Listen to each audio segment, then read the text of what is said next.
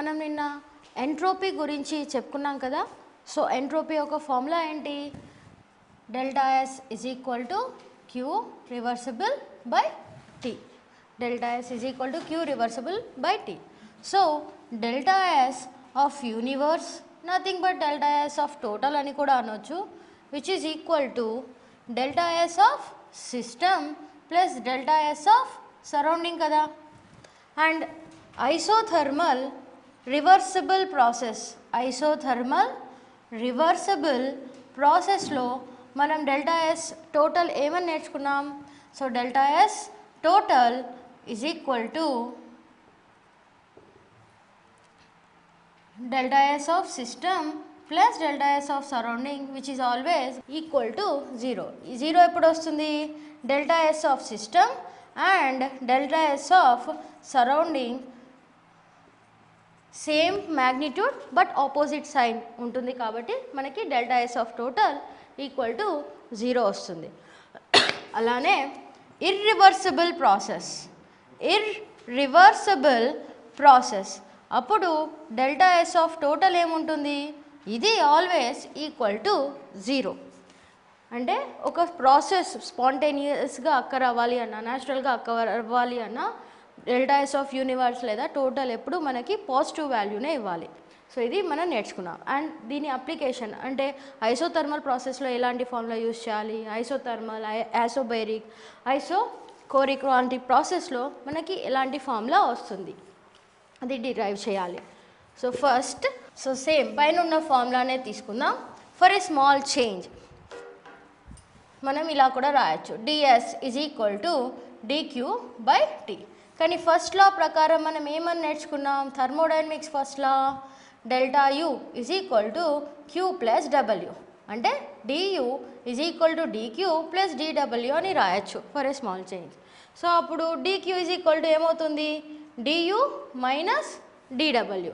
So ఈ formula ఇక్కడ substitute చేస్తే DU minus DW by T అని రాస్తాం. అంటే ఏంటి? DU by tea minus DW by T అని రాస్తాం. కానీ హీట్ కెపాసిటీలో మనం డెల్టా యూ వాల్యూ ఫార్ములా ఏమని నేర్చుకున్నాం? Delta U is equal to NCV delta T. మరి డియూ ఏమవుతుంది? DU is equal to NCV DT అవుతుంది. సో మళ్ళీ ఇక్కడ సబ్స్టిట్యూట్ చేస్తే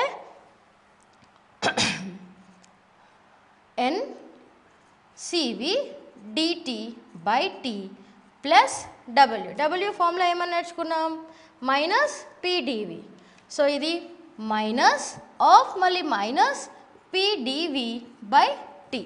సో అప్పుడు ఏమవుతుంది? NCV DT by T plus PDV by T.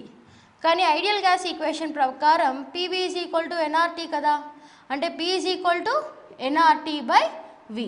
So ఇప్పుడు పీ ప్లేస్లో మనం ఎన్ఆర్టీ బై వి సబ్స్టిట్యూట్ చేస్తాం. So NCV DT by T plus NRT by V, ఇక్కడ వేసాను వి ఇంటూ డివి పైన ఉంది కదా అండ్ కింద టీ. సో దట్ ఈ టీ గెట్స్ క్యాన్సల్డ్. సో మనకి మిగిలేదేంటి? NCV DT by T plus NR DV by V. So ఇదేంటి? For a very little change, small change. ఇప్పుడు వీటిని ఇంటిగ్రేషన్ చేస్తే, మనం ఇంటిగ్రేట్ చేస్తే ఏమవుతుంది? Delta S is equal to NCV ln T two by T one plus NR ln V two by V one. So ఈ formula మనం గుర్తుపెట్టుకోవాలి volume change and temperature change ఉన్నప్పుడు. అలానే ప్రెషర్ చేంజ్ ఉన్నప్పుడు ఫార్ములా ఏమవుతుంది? ఇక్కడ వాల్యూమ్ ఉంది కాబట్టి మనం సివి యూజ్ చేసాం, heat capacity at constant volume. అదే ప్రెషర్ ఉన్నప్పుడు ఫార్ములాలో delta S is equal to NCP అని యూజ్ చేయాలి, ప్రెషర్ యూజ్ చేస్తున్నాం. So NCP ln T two by T one plus NR ln, ఇది V2 by V1, pressure is inversely proportional to volume కదా, కాబట్టి P1 by P2 వేసుకోవాలి. So ఇది pressure and temperature use చేస్తున్నప్పుడు. So ఈ ఈక్వేషన్స్ని మనం వేరియస్ ప్రాసెస్లో సబ్స్టిట్యూట్ చేద్దాం. సో ఫస్ట్ ప్రాసెస్ ఐసోథర్మల్ ప్రాసెస్లో సబ్స్టిట్యూట్ చేద్దాం. Isothermal process. ఐసోథర్మల్ అంటే ఏంటి? Delta T is equal to 0, meaning T2 minus T1 is equal to 0. అంటే ఎప్పుడు వస్తుంది? T2 is equal to T1. అంటే T1 T2 సేమ్ ఉన్నప్పుడు అప్పుడు ఈ టర్మ్ ఏమవుతుంది? 0 అవుతుంది. ఐసోథర్మల్లో లెఫ్ట్ హ్యాండ్ సైడ్ 0 అవుతుంది. సో అప్పుడు ఫార్ములా ఏమవుతుంది? It is 0 plus NR ln P1 by P2 లేదా 0 plus NR ln V2 by V1. అంటే డిపెండింగ్ ఆన్ క్వశ్చన్ 2 ఈక్వేషన్స్ ఉన్నాయి, కానీ ఏది యూస్ చేయాలి?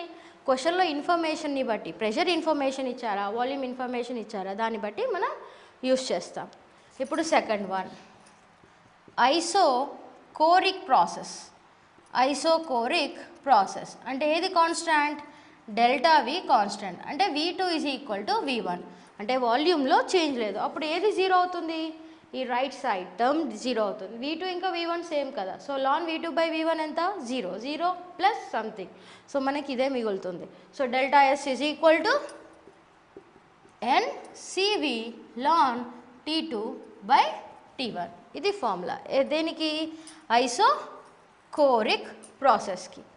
అలానే ఐసోబేరిక్ ప్రాసెస్కి ఫార్ములా ఏముంటుంది? ఐసోబేరిక్లో ఏది constant? Pressure constant. So third one isobaric. ఐసోబేరిక్లో ఏది constant? Delta P is equal to 0. అంటే P1 is equal to P2. So అప్పుడు ఏ ఫార్ములా? ఈ ఫార్ములాలో ఏది 0 అవుతుంది? Right side term. అంటే P1 బై P2 అనేది lawn P1 by P2 value 0 అవుతుంది. So delta S is equal to NCP ln T2 by T1.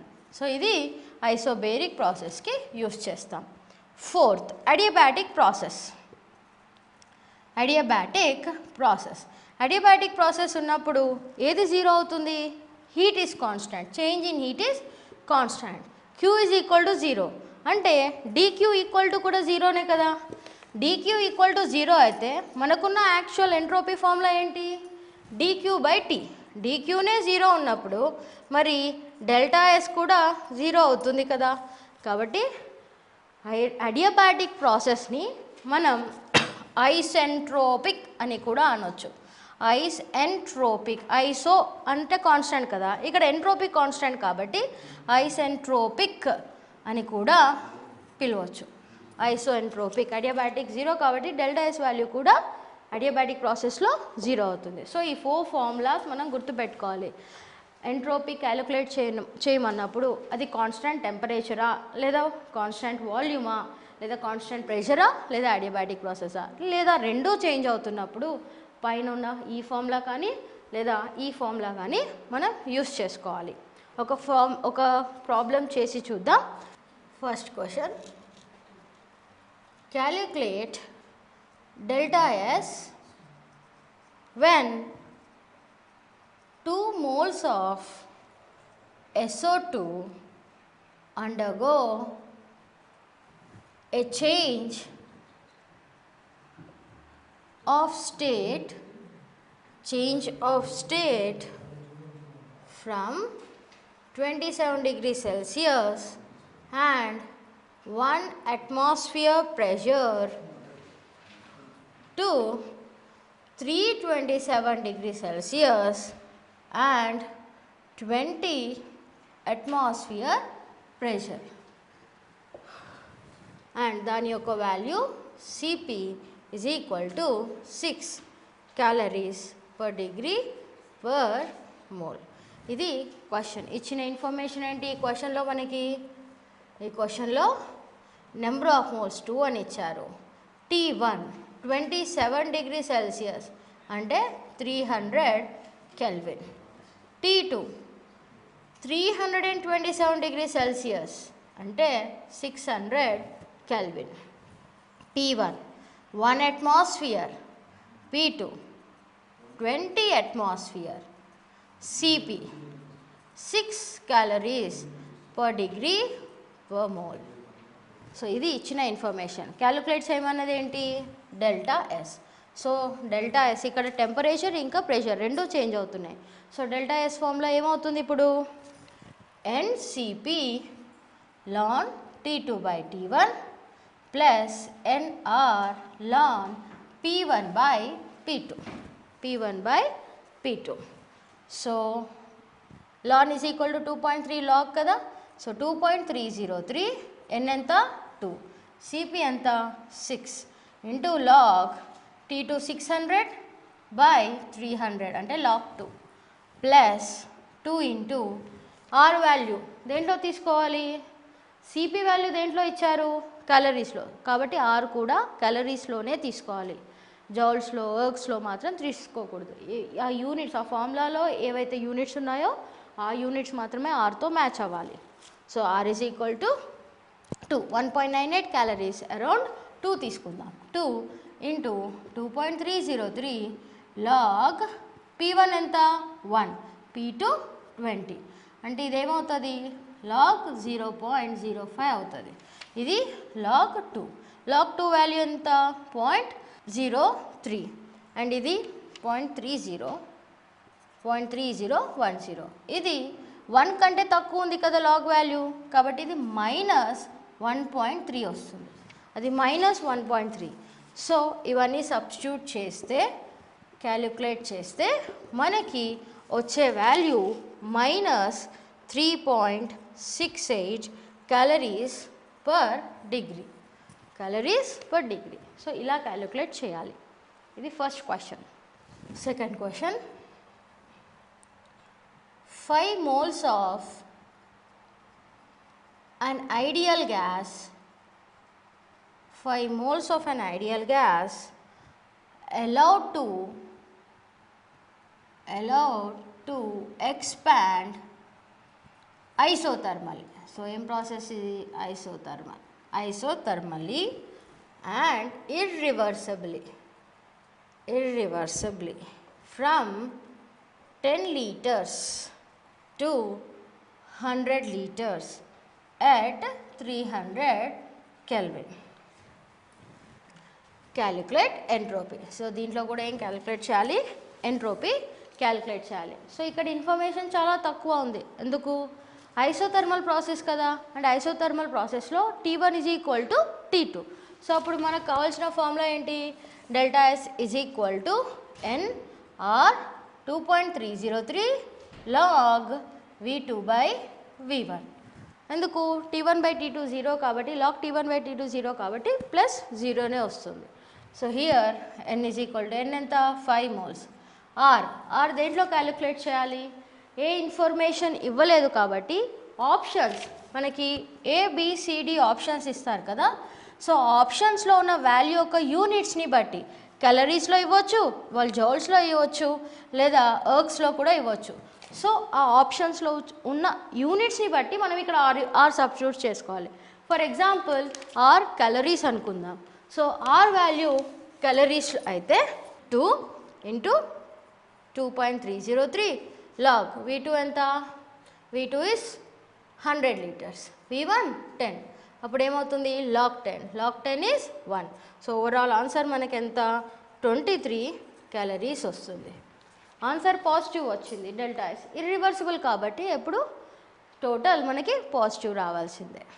So 23 calories. So next question, 4 grams of H2 is heated in a closed container to raise its temperature from 100 Kelvin to 200 Kelvin. Find delta S. Okay, so ikkada 4 grams of H2 is heated in a closed container to raise its temperature from 100 Kelvin to 200. So T1 ఇచ్చారు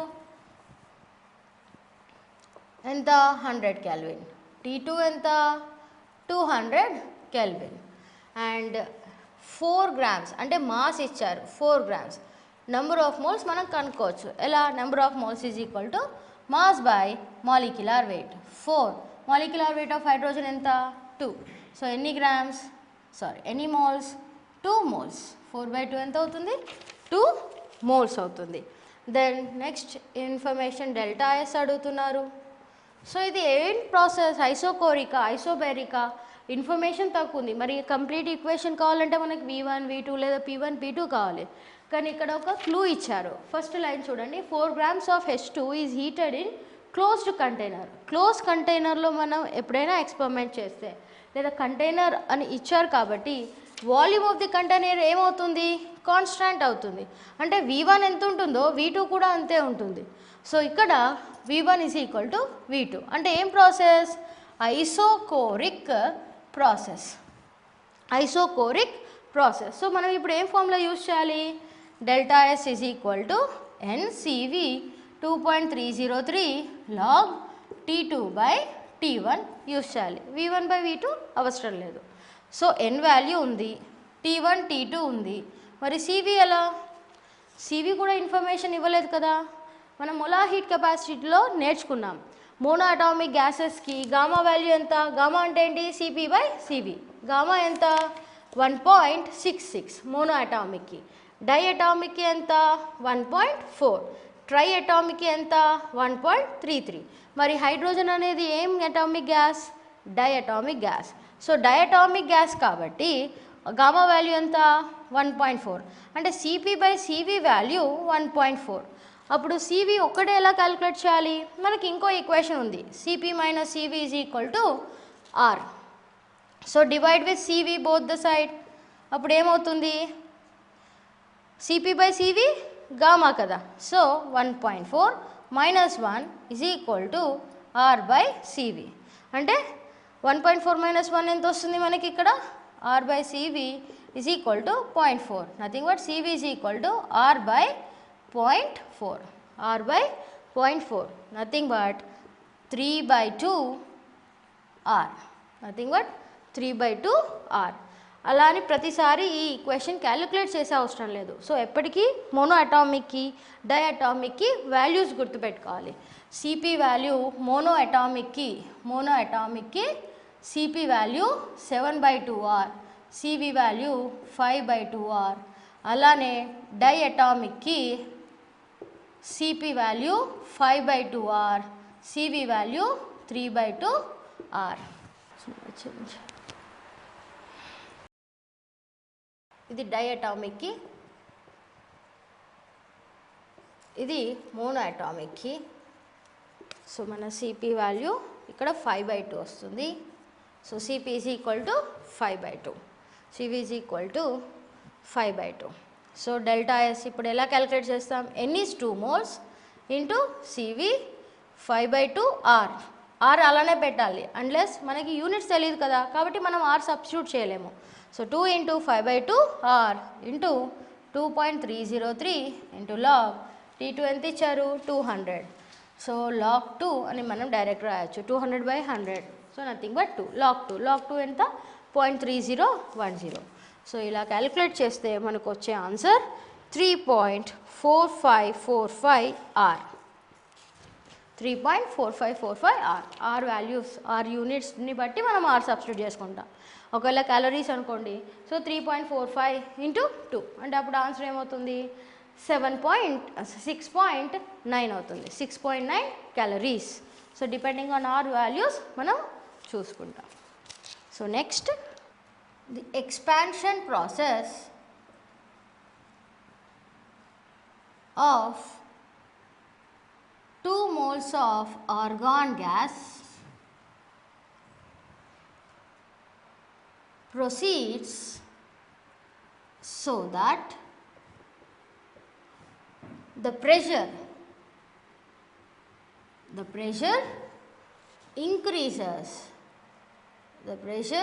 increases in direct proportion to its volume. Find the entropy increment of gas in the process, provided its volume increases 2 times. Volume increases 2 times. So ikkada, so expansion process of 2 moles of argon proceeds so that the pressure increases in direct proportion to its volume. జనరల్గా pressure increase అవుతే volume decrease అవ్వాలి, కానీ ఇక్కడ ఏంటి pressure increase అవుతుంది, volume కూడా increase అవుతుంది. ఎందుకు? టెంపరేచర్ అంత హైగా మనం ఇంక్రీజ్ చేస్తున్నాం కాబట్టి. వాల్యూమ్ ఎన్ని టైమ్స్ అయితే ఇంక్రీజ్ అయిందో ప్రెషర్ కూడా అన్ని టైమ్స్ ఇంక్రీజ్ అయిందన్న ఇన్ఫర్మేషన్ ఇచ్చారు. Direct proportion and volume increases by 2 times. అంటే వాల్యూమ్ 2 times ఇంక్రీజ్ అయితే ప్రెషర్ కూడా 2 times ఇంక్రీజ్ అవుతుంది అని మీనింగ్. అప్పుడు టెంపరేచర్ ఎన్ని టైమ్స్ ఇంక్రీజ్ అవ్వాలి? టెంపరేచర్ 4 times ఇంక్రీజ్ అవ్వాలి. బికాస్ టెంపరేచర్ ప్రపోర్షనల్ టు ప్రెషరే, temperature is again proportional to volume. రెండు డబుల్ టైం ఇంక్రీజ్ అవుతున్నాయి కాబట్టి టెంపరేచర్ మనకి 4 times ఇంక్రీజ్ అవ్వాలి. అంటే మనకి ఇక్కడ T1 T2 రేషియోస్ ఇచ్చారు. సో డెల్టా ఎస్ ఎలా క్యాలిక్యులేట్ చేస్తాం? N Cp ln T2 by T1 plus Nr ln P1 by P2. So T2 by T1 ఎన్ని టైమ్స్? 4 times. ఎన్ని moles? 2 moles. Cp monoatomic గ్యాస్కి Cp ఎంత? 5/2. 2 into 5/2 into 2.303 into 4 times plus N మళ్ళీ 2 into R. R value depends, క్యాలరీస్లో తీసుకుందాం మళ్ళీ. So 2.303 into P1 by P2. P1 1 అయితే P2 2 అవుతుంది. అంటే ఇక్కడ మనకి లాగ్ 1/2 అవుతుంది. సో ఇలా కూడా మనం క్యాలిక్యులేట్ చేయొచ్చు. సో అప్పుడు దాని ఆన్సర్ మనకేమొస్తుంది? It is 45.8 joules per Kelvin. 45 joules per Kelvin answer. Joules కాబట్టి మనం ఇప్పుడు ఆర్ఎం తీసుకుందాం, 8.314 తీసుకోవచ్చు. క్యాలరీస్ అయితే అది అరౌండ్ 1 క్యాలరీస్ ఉంటుంది, అరౌండ్ 1 క్యాలరీస్ 1.2 క్యాలరీస్ అవుతుంది. జోల్స్ అయితే 45.8. నెక్స్ట్ టాపిక్ ఎంట్రోపీ గురించి చూసాం కదా. Next topic Gibbs free energy. Gibbs free energy దేంతో రిప్రజెంట్ చేస్తాం? జీ, క్యాపిటల్ జీతో మనం గిబ్స్ ఫ్రీ ఎనర్జీని రిప్రజెంట్ చేస్తాం. మరి ఇది ఏ లాలో ఇంట్రడ్యూస్ అయింది? ఇది కూడా సెకండ్ లాలోనే ఇంట్రడ్యూస్ అయింది, using the term spontaneous. Spontaneous అన్న టర్మ్కి రిలేటెడ్ ఇది. గిబ్స్ ఫ్రీ ఎనర్జీ, గిబ్స్ అనే సైంటిస్టే కనుక్కున్నారు కాబట్టి నేమ్ గిబ్స్ ఫ్రీ ఎనర్జీ అని ఇచ్చారు. So Gibbs free energy is function of, it is a function of enthalpy and entropy. It is a function of enthalpy and entropy. అంటే ఈ ఎనర్జీని మనం దేంతో కనుక్కోవచ్చు? ఎంథాల్పీ ఇంకా ఎంట్రోపీ ప్లస్ ఏ పర్టికులర్ టెంపరేచర్ దగ్గర మనం ప్రాసెస్ రన్ చేస్తున్నాం. సో ఈ 3 వాల్యూస్ తెలిస్తే మనం గిబ్స్ ఫ్రీ ఎనర్జీ కనుక్కోవచ్చు. దీనివల్ల ఉపయోగం ఏంటి? మెయిన్ ఏంటంటే మనం ఎంట్రోపీ యూస్ చేసి స్పాంటేనియస్ అవునా కాదా అని ఎలా చెప్తాం? ఎంట్రోపీ టోటల్ అంటే యూనివర్స్ గ్రేటర్ దెన్ 0 ఉంటేనే, అంటే పాజిటివ్ వాల్యూ ఉంటేనే అది స్పాంటేనియస్ ప్రాసెస్, లేకపోతే కాదు. ఒకవేళ ఈక్వల్ టు 0 ఉంటే రివర్సిబుల్ ప్రాసెస్ అని చెప్పుకుంటాం. కానీ ఎంట్రోపీ టోటల్ తెలియాలి అంటే మనకి ఎంట్రోపీ ఆఫ్ సిస్టమ్ తెలిసి ఉండాలి, ప్లస్ ఎంట్రోపీ ఆఫ్ సరౌండింగ్ కూడా తెలిసి ఉండాలి. ఇవి తెలిస్తేనే మనం క్యాలిక్యులేట్ చేయగలుగుతాం. ఎంట్రోపీ ఆఫ్ సిస్టమ్ ఏంటి? మన ముందు జరిగే ప్రాసెస్ కాబట్టి సిస్టంలోని చేంజెస్ క్యాలిక్యులేట్ చేయడం చాలా ఈజీ. కానీ సరౌండింగ్ ఎలా క్యాలిక్యులేట్ చేస్తాం? సిస్టమ్ తప్ప మిగతా యూనివర్స్లో ఉన్నదంతా సరౌండింగ్. సో ఇది హార్డ్, ఇది టఫ్ క్యాలిక్యులేట్ చేయడం. సో మనకు వచ్చే వాల్యూ కూడా టఫ్ అయిపోతుంది చెప్పడానికి. ఇది ఇర్రివర్సిబులా స్పాంటేనియసా లేదా అని చెప్పడానికి ఇది కొంచెం టఫ్ అవుతుంది. కాబట్టి గిబ్స్ ఫ్రీ ఎనర్జీ ఈ వాల్యూ ఏంటి? సిస్టంలోని చేంజెస్ని బట్టి సిస్టంలో ఎంత ఎనర్జీ రిలీజ్ అవుతుంది లేదా అబ్జర్వ్ అవుతుంది, ఏ టెంపరేచర్ దగ్గర అవుతుంది, ఎంట్రోపీ ఆఫ్ ది సిస్టమ్ ఎంత. సో ఈ 3 వాల్యూస్ తెలిస్తే మనం ఆ రియాక్షన్ అవుతుందా కాదా, ఫీజిబులా కాదా, అది స్పాంటేనియసా నాన్ స్పాంటేనియసా అని మనం కంక్లూడ్ చేయొచ్చు Gibbs free energy. So G is equal to H minus TS అంటే ఏంటి? Delta G will be equal to delta H minus T delta S అని కూడా రాస్తాం. ఇది ఎలా డిరైవ్ చేసినాం చెప్పుకుందాం ఇప్పుడు. Delta S total is equal to delta S system plus delta S surrounding కదా. డెల్టా ఎస్ సరౌండింగ్ ఏంటి? Delta H surrounding by T అని రాయొచ్చు, లేదా minus delta H system by T అని కూడా రాస్తాం. బికాజ్ డెల్టా ఎస్ ఏంటి? క్యూ బై టీ కదా. అట్ కాన్స్టెంట్ ప్రెషర్ క్యూ ఏమవుతుంది? Delta H. సో ఎంతైతే అమౌంట్ సరౌండింగ్లో వెళ్తుందో అంతే అమౌంట్ సిస్టంలో నుంచి లాస్ అవ్వాలి. కాన్స్టెంట్ టెంపరేచర్ దగ్గర చేస్తున్నాం. సో టీ సేమ్ ఉన్నప్పుడు ఈ వాల్యూస్ మ్యాగ్నిట్యూడ్ సేమ్ ఉంటాయి కానీ సైన్ డిఫరెంట్ ఉండేది. So delta H of surrounding by T is equal to minus delta H of system by T. So ఇది పైన సబ్స్టిట్యూట్ చేద్దాం. దేని ప్లేస్లో? సరౌండింగ్ ప్లేస్లో. అప్పుడు ఏమవుతుంది? Delta S total nothing but universe is equal to delta S of system minus delta H system by tea.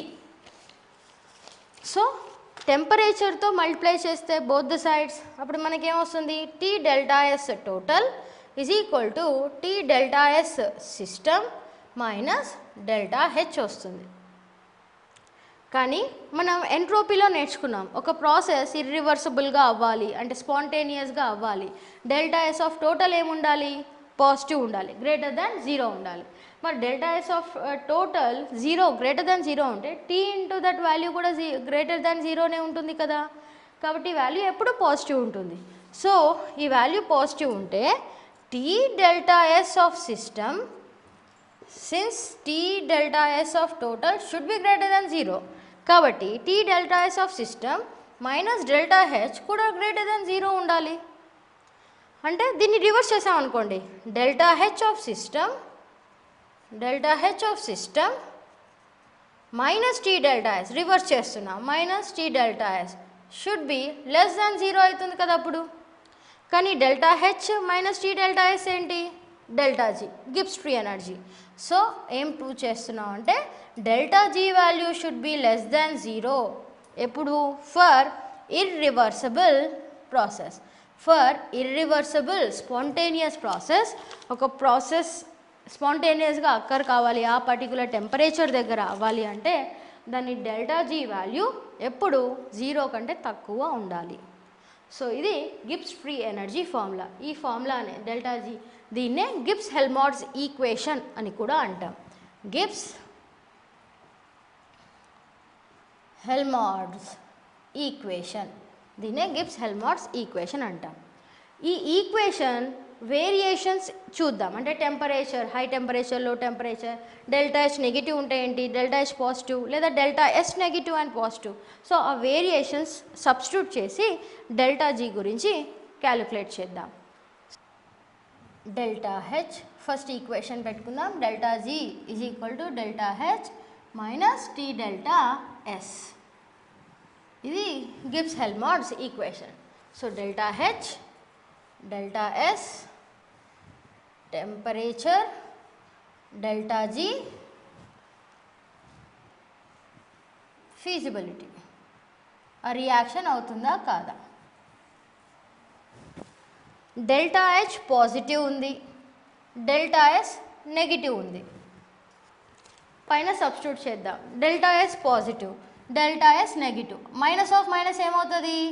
Minus of minus అప్పుడు ఇది ప్లస్ అవుతుంది అండ్ ఇది already plus. So delta G value మనకి ఏమొస్తుంది?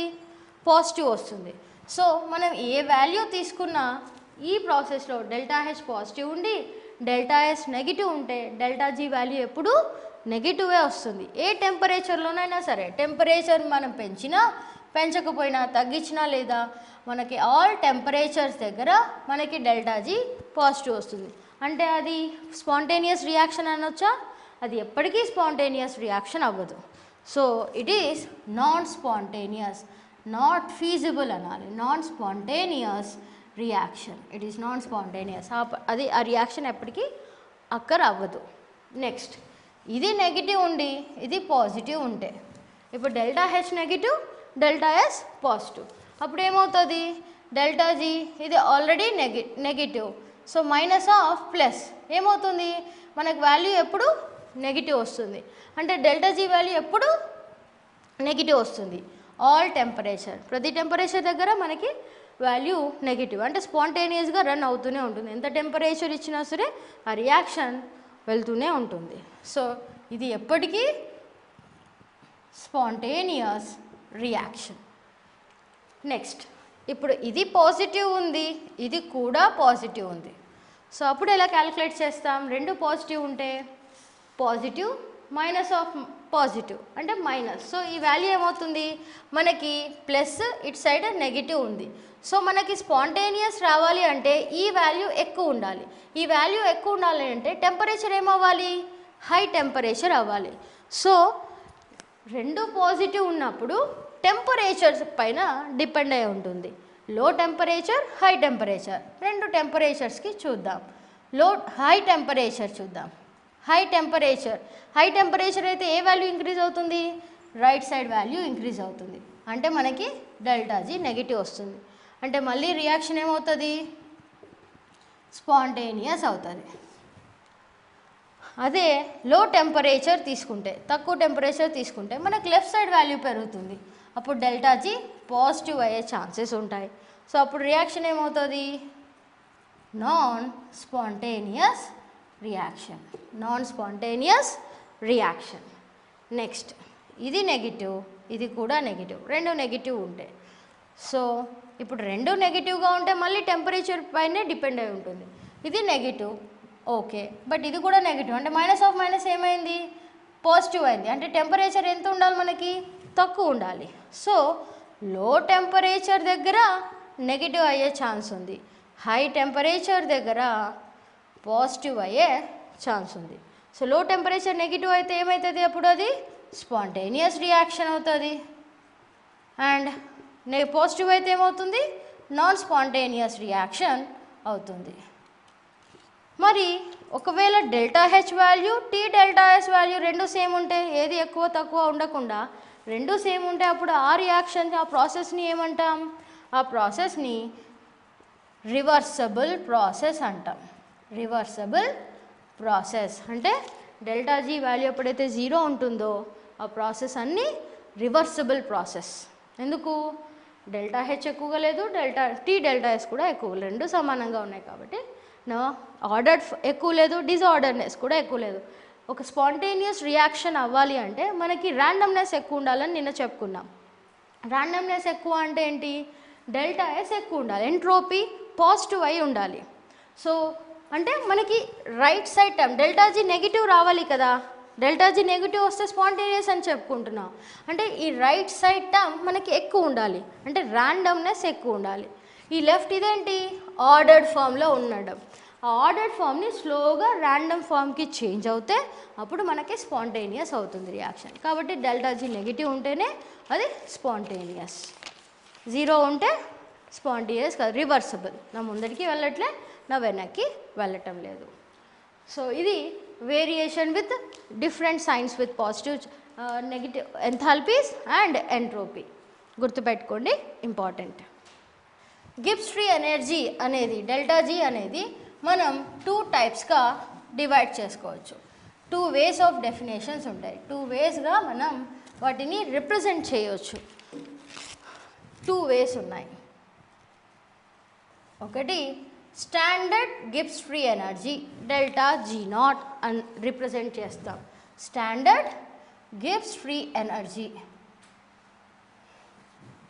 ఇది normal delta G Gibbs free energy. Standard Gibbs free energy అంటే ఏంటి, ఏదైనా రియాక్షన్ ఏ టెంపరేచర్లోనైనా మనం ప్రాసెస్ చేస్తే అక్కర్ అవుతాయి. బట్ కండిషన్ ఏంటి, ఏదైనా టెంపరేచర్లో మనం గిబ్స్ ఫ్రీ ఎనర్జీ క్యాలిక్యులేట్ చేయవచ్చు. బట్ ప్రొవైడెడ్ ఒకవేళ ఆ సబ్స్టాన్స్ సో అక్వస్ అయితే, అంటే లిక్విడ్ స్టేట్లో కానీ అక్వస్ స్టేట్లో ఉంటే దాని కాన్సన్ట్రేషన్ 1 మోలార్ ఉండాలి. ఒకవేళ మన దగ్గర ఉన్న సబ్స్టాన్స్ అక్వస్ అయితే అది 1 మోలార్ మాత్రమే ఉండాలి. అదే మన దగ్గర ఉన్న సబ్స్టాన్స్ గ్యాస్ అయితే దాని యొక్క ప్రెషర్ 1 అట్మాస్ఫియర్ ఉండాలి. కండిషన్ ఉంటుంది. స్టాండర్డ్ అంటే మనం ఫిక్స్ చేసుకోవాలి కదా. సో ఇక్కడ ప్రెషర్ 1 అట్మాస్ఫియర్ ఫిక్స్ చేసుకోవాలి. And concentration of the solution ఎంత ఉండాలి, 1 మోలార్ కాన్సన్ట్రేషనే ఉండాలి. అండ్ టెంపరేచర్ ఎంత ఉండాలి? టెంపరేచర్ ఎంతైనా ఉండొచ్చు, ఎక్కడైనా మనము డెల్టా జీ నాట్ క్యాలిక్యులేట్ చేయొచ్చు. కానీ ఇది ఈ రెండు మాత్రమే condition. At any temperature we can calculate delta G nought. కానీ డెల్టా జీ ఏంటి? కాన్సన్ట్రేషన్ ఏదైనా ఉండొచ్చు and pressure of the gas కూడా ఏదైనా ఉండొచ్చు, టెంపరేచర్ కూడా ఏదైనా ఉండొచ్చు. సో ఎప్పుడైతే మనం కాన్సన్ట్రేషన్ ఇంకా ప్రెషర్ ఫిక్స్ చేస్తున్నామో, చేంజ్ కావద్దు అని ఫిక్స్ చేస్తున్నామో, అప్పుడు రియాక్షన్ మూవ్ అవ్వదు కదా, రివర్సిబుల్లో ఉంటుంది. రివర్సిబుల్లో ఉంటే ఈక్విలిబ్రియం కాన్స్టెంట్తో కూడా మనం డెల్టా జీ నాట్ క్యాలిక్యులేట్ చేసుకోవచ్చు. So delta G nought is equal to -2.303 RT log K equilibrium. K equilibrium ఏంటి? మనం అయానిక్ ఈక్విలిబ్రియంలో చదువుకున్నాం. K equilibrium concentration in terms of equilibrium, concentration equilibrium అని చదువుకున్నాం. సో అలా మనం ఒక ఈక్వేషన్ ఏదైనా reversible, for example A reversible equilibrium with B ఉంది. సో K ఏంటి? K ఈక్విలిబ్రియం is equal to concentration of B by concentration of A. So ఈ వాల్యూ ఇక్కడ సబ్స్టిట్యూట్ చేస్తే మనకి డెల్టా జీ నాట్ వాల్యూ కనుక్కోవచ్చు. మరి డెల్టా జీ వాల్యూ ఏంటి? Delta G is equal to RT ln cube by K equilibrium అని రాయొచ్చు. K equilibrium అంటే తెలుసు, రివర్సిబుల్ రియాక్షన్లో concentration of products by reactants అని రాస్తాం. మరి క్యూ ఏంటి? రివర్సిబుల్ అక్కర్ కాకపోతే, ఒకవేళ రివర్సిబుల్ కాకపోతే then concentration of products by concentration of reactants, దాన్ని రియాక్షన్ కోషంట్తో డినోట్ చేస్తాం. అంటే క్యూ అనేది ఏంటి? ఇది కూడా concentration of product by concentration of రియాక్టెంటే, కాకపోతే నాట్ ఎట్ ఈక్విలిబ్రియం, ఇంకా ఈక్విలిబ్రియం రీచ్ అవ్వలేదు. సో ఇప్పుడు దీన్ని స్ప్లిట్ చేస్తే మనకి ఏమొస్తుంది? Delta G is equal to RT ln Q minus RT ln K equilibrium. కానీ minus RT ln K equilibrium ఏంటి? Delta G not. So delta G is equal to RT ln Q plus delta G not. So మనం ఈ formula కూడా use చేసుకోవచ్చు to calculate Gibbs free energy of any process. So ఈ formulas అన్నీ గుర్తుపెట్టుకోండి. Entropy, Gibbs free energy, ఈ formulas అన్నీ మనకి useful. Next, the entropy change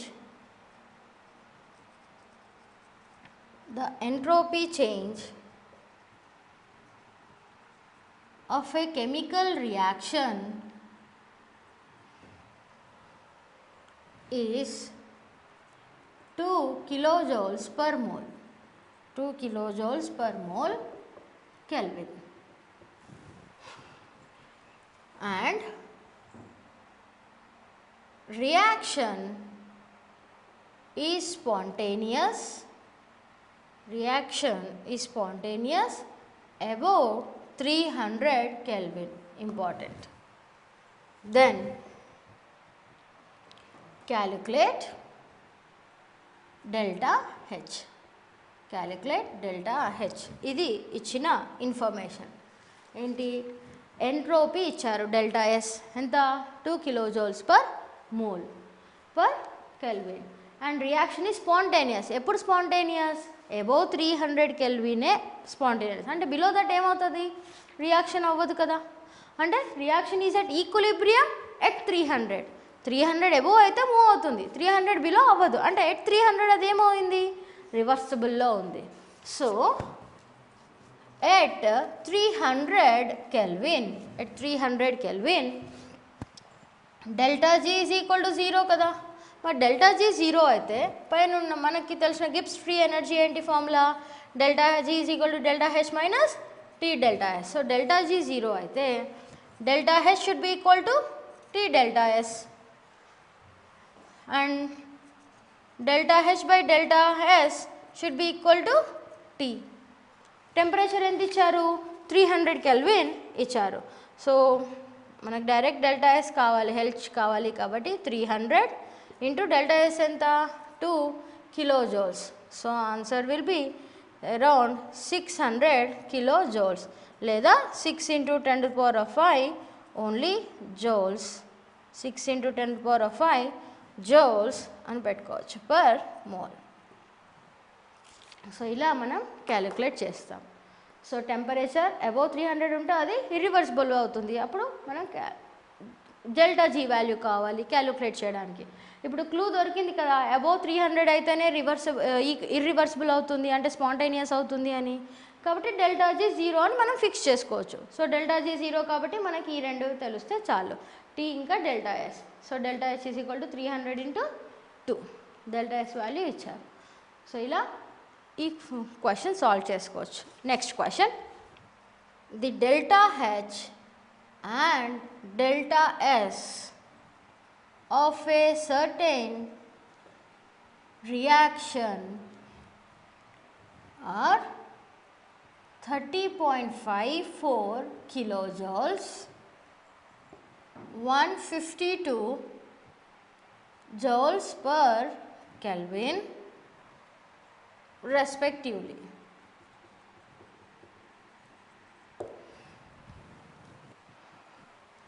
Question ఏంటి? At which of the following temperature the reaction becomes spontaneous? Reaction becomes spontaneous. So at which of the following the reaction becomes spontaneous? అంటే options ఇచ్చారు. Option A 110 degree Celsius, B -71 degree Celsius, and option C 71 degree Celsius, and option D 140 degree Celsius. So ఇది ఎలా calculate చేయాలి? So ఇచ్చిన information ఏంటి? Delta H 30.54 kilojoules per mole, delta s 152 joules per Kelvin. Next ఇచ్చిన information nothing, asking us to calculate at what temperature reaction becomes spontaneous. So ఎప్పుడు ఎలా calculate చేయాలి? So delta G should be negative కదా. So delta G negative అయితే temperature should be high. ఎందుకు temperature high? చూడండి, delta H it is 30.54, delta S value 152, negative ఉందా? Delta H is positive, delta S is also positive. ఈ రెండు positive ఉంటే మనం previous చెప్పుకున్న చార్ట్ ఉంది కదా, రెండు పాజిటివ్ ఉన్నప్పుడు ఏమవుతుంది? Delta G is equal to delta H minus T delta S. ఇది పాజిటివ్ ఉంది, ఇది కూడా పాజిటివ్ ఉంది, బట్ మనకి రైట్ హ్యాండ్ సైడ్ ఎక్కువ వాల్యూ కావాలి అంటే టెంపరేచర్ ఎంత ఉండాలి? హై టెంపరేచర్ ఉండాలి. సో హై టెంపరేచర్ అయితేనే మనకి ఆ రియాక్షన్ పాసిబుల్. అంటే ఏంటి? T delta S should be greater than delta H, అంటే T should be greater than delta H by delta S. So T value కనుక్కుందాం. డెల్టా హెచ్ ఎంత ఇచ్చారు? 30.54. డెల్టా ఎస్ ఎంత ఇచ్చారు? 152. కానీ గుర్తుపెట్టుకోండి, ఎప్పుడైనా వాల్యూస్ ఇస్తే యూనిట్స్ కూడా సేమ్ ఉన్నాయా లేదా అని చూసుకోవాలి. ఇక్కడ కిలో జౌల్స్లో ఉంది, కానీ ఇక్కడ జౌల్స్లో ఉంది. సో ఏదైనా ఒకదానికి కన్వర్ట్ చేసుకోవాలి. సో ఇది 30.54 × 10⁻³ అంటే జౌల్స్లోకి కన్వర్ట్ చేస్తున్నాను నేను రెండింటిని. సో జౌల్స్లోకి కన్వర్ట్ చేస్తే మనకు అప్పుడు వచ్చే వాల్యూ 200.9 కెల్విన్ వస్తుంది, అంటే -72.1 డిగ్రీ కెల్విన్. సో -72.1 కంటే ఎక్కువ ఏ టెంపరేచర్లో అయినా ఈ రియాక్షన్ పాసిబుల్ అవుతుంది. సో ఏ టెంపరేచర్ -72 కంటే ఎక్కువ ఉంది? -72.1 కంటే ఎక్కువ ఉంది. ఇది ఎక్కువనే, ఇది ఎక్కువనే, ఇది ఎక్కువనే, మరి ఇది కూడా ఎక్కువనే. ఎందుకు? -71 కదా, -71 ఈజ్ గ్రేటర్ దెన్ -72, కాబట్టి ఇది కూడా ఎక్కువనే. So all of the above answers are correct. So అన్ని టెంపరేచర్లో రియాక్షన్ విల్ బి ఫీజిబుల్ అంటే స్పాంటేనియస్గా అక్కర్ అవుతుంది. సో ఇలా కూడా చేసుకోవాలి. నెక్స్ట్ క్వశ్చన్, ఒక టెఫీ గ్రాఫ్ ఇస్తాము.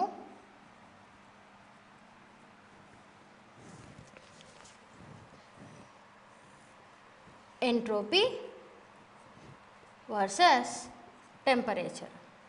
సో ఈ టెఫీ గ్రాఫ్లో ఏదైనా సబ్స్టాన్స్, ఒక సబ్స్టాన్స్ని మనం డిఫరెంట్ టెంపరేచర్స్ దగ్గర డిఫరెంట్ ఫేజెస్గా మారుస్తున్నాం. ఫర్ ఎగ్జాంపుల్ ఈ పర్టిక్యులర్ టెంపరేచర్ ఇక్కడ నుంచి ఇక్కడ వరకు అది సాలిడ్గానే ఎగ్జిస్ట్ అవుతుంది. Then after that sudden increase in entropy and మళ్ళీ టెంపరేచర్ ఇంక్రీజ్ అవుతుంది. Then again sudden jump in entropy. ఇది సో ఈ స్టేట్ దగ్గర ఆ సబ్స్టెన్స్ సాలిడ్గా ఎగ్జిస్ట్ అవుతుంది. అండ్ ఇది ఏంటి, it is existing as liquid. మరి పైది it is existing as gas. మరి సడన్ జంప్ ఏంటి, ఈ టెంపరేచర్ ఏంటి, this is nothing but called as melting point. Melting point దగ్గర ఏమవుతుంది, a solid will be in equilibrium with liquid. So ఈ ప్రాసెస్నే సాలిడ్ లిక్విడ్గా చేంజ్ అయ్యే ప్రాసెస్ని మనం ఫ్యూజన్ అని అంటాం. అంటే ఈ వాల్యూ దీన్ని డెల్టా ఎస్ ఆఫ్ ఫ్యూజన్ అని కూడా అనుకోవచ్చు. నెక్స్ట్ మరి ఈ temperature it is parallel to Y axis కదా, మరి ఈ టెంపరేచర్ ఏంటి, ఇది బాయిలింగ్ పాయింట్. బాయిలింగ్ పాయింట్ అంటే ఏంటి, a liquid in equilibrium with gas. Liquid in equilibrium with gas అంటే ఆ యొక్క సబ్స్టాన్స్ ఈ టెంపరేచర్ దగ్గర బాయిల్ అవుతుంది, ఈ టెంపరేచర్ దగ్గర మెల్ట్ అవుతుంది. సో ఇది boiling point. So boiling point అవుతుంది. సో ఈ ప్రాసెస్ని ఈ ప్రాసెస్ని ఏమంటాం, లిక్విడ్ ఈక్విలిబ్రియం విత్ గ్యాస్ని, సో దాన్ని వేపరైజేషన్ అని అంటాం. వేపరైజేషన్. కాబట్టి ఈ వాల్యూ ఈ డెల్టా ఎస్ ఇక్కడ నుంచి ఇక్కడికి చేంజ్ ఉంటుంది కదా, ఇది నథింగ్ బట్ ఏంటి, delta S of vaporisation. So option A delta S of vaporization is less than delta S of fusion. Option B delta S of vaporization is greater than delta S of fusion. లేదా both are equal, delta S of vaporization is equal to delta S of fusion, లేదా none. So answer ఏముంటుంది జనరల్గా ఏదైనా సబ్స్టాన్స్కి, ఈ గ్రాఫే మనకి clue ఇస్తుంది. ఫ్యూజన్లో change in entropy చూడండి తక్కువ ఉంది, వెరస్ చేంజ్ ఇన్ ఎంట్రోపీ వేపరైజేషన్లో ఎక్కువ ఉంది. సో ఆబ్వియస్గా ఆన్సర్ బి అవుతుంది. Delta S of vaporisation is greater than delta S of fusion. Reason ఏంటి అంటే మనం మెల్ట్ చేసేటప్పుడు సాలిడ్ నుంచి లిక్విడ్గానే మారింది. అంటే ఏంటి, మాలిక్యూల్స్ అని ఇంకా కాంటాక్ట్లోనే ఉన్నాయి, అంటే ర్యాండమ్నెస్ అక్కడ తగ్గింది. కానీ లిక్విడ్ నుంచి గ్యాస్ చేసేటప్పుడు గ్యాస్ మాలిక్యూల్స్ ఎక్కువ వాల్యూమ్ ఆక్యుపై చేసుకుంటుంది కదా, అండ్ వాటి distance between the two gas molecules ఎక్కువ ఉంటాయి, అంటే ర్యాండమ్నెస్ ఎక్కువ ఉంటుంది. మనం టెంపరేచర్ పెంచినా కొద్దీ ర్యాండమ్నెస్ పెరుగుతుంది. ర్యాండమ్నెస్ పెరగడం వల్ల ఎంట్రోపీ చేంజ్ అవుతుంది, ఇంక్రీజ్ అవుతుంది. కానీ వేపరైజేషన్లో ఇంక్రీజ్ అయ్యే ఎంట్రోపీ చాలా ఎక్కువ. దేంతో పోలిస్తే ఫ్యూజన్లో ఇంక్రీజ్ అయ్యేది. సో ఎప్పుడైనా ఏ సబ్స్టాన్స్కైనా vaporisation of entropy will be higher than vaporisation of fusion. ఈ గ్రాఫ్ కూడా గుర్తుపెట్టుకోండి, ఏదైనా సబ్స్టాన్స్ పైన మనం ఇది సబ్స్టిట్యూట్ చేయొచ్చు. సో నెక్స్ట్ ఇంకొక ప్రాబ్లం చూద్దాం. Next question, calculate delta G for the conversion of 0.9 grams of water at 100 degrees Celsius and 1 atmosphere pressure to steam at 100 degrees Celsius and 0.5 atmosphere. So ఇది question. ఈ ప్రాసెస్కి మనం delta G calculate చేయాలి. So ఈ process ఎన్ని స్టెప్స్గా అక్కర్ అవుతుంది, 2 స్టెప్గా అక్కర్ అవుతుంది. First ఏంటి, water liquid స్టేట్లో తీసుకున్నాం, నెక్స్ట్ గ్యాస్గా మార్చాం, దెన్ ప్రెషర్ చేంజ్ చేసాం, అంటే గ్యాస్గానే ఎగ్జిస్ట్ అవుతుంది. ఇక్కడ ఫస్ట్ స్టెప్లో టెంపరేచర్ ఎంత, 100 degrees Celsius, ప్రెషర్ 1 atmosphere. ఇది టెంపరేచర్ 100 degrees Celsius కానీ ప్రెషర్ చేంజ్ అవుతుంది, అంటే 0.5 atmosphere. సో ఫస్ట్ స్టెప్కి డెల్టా జీ ఏంటి, 0 అవుతుంది. ఎందుకు, delta G formula is equal to NR ln P2/P1, లేదా delta G formula NR ln V1/V2 వేసుకోవచ్చు కదా. సో కాబట్టి ఇక్కడ P1 P2 ప్లేస్లో NR ln P2/P1 యూజ్ చేస్తే P1 P2 సేమ్ కదా. ఫస్ట్ స్టెప్లో అట్మాస్ఫియర్ చేంజ్ చేయట్లేదు, లెఫ్ట్ 1 అట్మాస్ఫియరే, దానికి కూడా 1 అట్మాస్ఫియరే. సో డెల్టా P 0 కాబట్టి P1 = P2. సో ఫస్ట్ స్టెప్లో మనకు వచ్చే డెల్టా G వాల్యూ 0. మరి సెకండ్ స్టెప్లో ప్రెషర్ చేంజ్ చేస్తున్నాం. సో ప్రెషర్ చేంజ్ చేస్తే delta G = NR ln P2/P1 అంటే 2.303 ఇంటూ N ఎంత, ఎన్ని మోల్స్, వెయిట్ 0.9 ఇచ్చారు, కానీ మాలిక్యులర్ వెయిట్ ఆఫ్ వాటర్ ఎంత, 18 అంటే 0.9/18 nothing but 1/20 into answer let us say మనం జోల్స్లో తీసుకుందాం. So 8.314 into log P2 0.5/1. So అప్పుడు మనకు వచ్చే ఆన్సర్ సబ్స్టిట్యూట్ చేస్తే 0.5/1 అంటే లాగ్ 1/2 -0.3 వస్తుంది. సో -107.5 జోల్స్ వస్తుంది. సో ఓవరాల్ ప్రాసెస్కి డెల్టా G వాల్యూ ఎంత, 107.5 joules. So next question, show that CO gas plus half O2 gas gives CO2 gas at 300 Kelvin is spontaneous and exothermic. Spontaneous and exothermic. Provided information ఏంటి, if standard entropy change for the reaction is -94 joules per Kelvin mole and standard entropy అంటే ఏంటి, nothing but delta S0 and ఇంకా ఇచ్చిన information delta G0 of formation of CO2 ఇచ్చారు, ఎంత, -394.4 kilojoules per mole. అలానే delta G0 formation of CO కూడా ఇచ్చారు, ఎంత, -137.2 కిలోజౌల్స్ పర్ మోల్. సో ఈ ఇన్ఫర్మేషన్తో మనం ప్రూవ్ చేయాలి ఏంటి, పైనున్న రియాక్షన్ స్పాంటేనియసే అండ్ అది ఎగ్జోథర్మిక్ అంటే ఎనర్జీ రిలీజ్ చేస్తుంది అని. సో ఎలా ప్రూవ్ చేయొచ్చు, using Gibbs free energy. Delta G = delta H minus T delta S. Delta G value మనకు నెగిటివ్ వచ్చిందా, సో అది స్పాంటేనియస్ అని ప్రూవ్ చేసినట్టే. డెల్టా H వాల్యూ నెగిటివ్ వచ్చిందా అంటే అది ఎగ్జోథర్మిక్ అని ప్రూవ్ చేసినట్టే. సో పైన ఉన్న వాల్యూస్ ఫస్ట్ డెల్టా G కనుక్కోవాలి. ఎలా, it is delta G of products minus reactants. ప్రోడక్ట్స్లో ఏమేమి ఉన్నాయి, CO2 వాల్యూ ఎంత, -394.4 మైనస్ రియాక్టెంట్లో ఏముంది CO, అది దాని వాల్యూ ఎంత, -372.2 అండ్ O2 వాల్యూ ఎంత, 0.